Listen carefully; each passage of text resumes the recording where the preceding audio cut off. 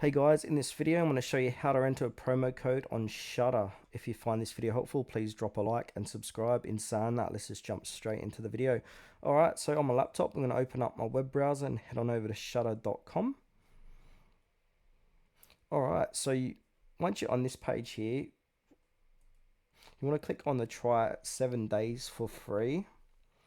And now this will sign you up, so you need to create a free account. So I'll go ahead and do this now and I'll get back to you once I've created my account. Alright, my account is created, so I can click from annual membership or monthly from here and then scroll down and there's a little promo code section here. So just click the little arrow, enter in the promo code, hit apply, and whatever that promo code amounts to, will take it off your either annual membership or monthly membership, and then add in your Visa, credit card details, so your name, card details, all that good stuff, and then click on start your free trial.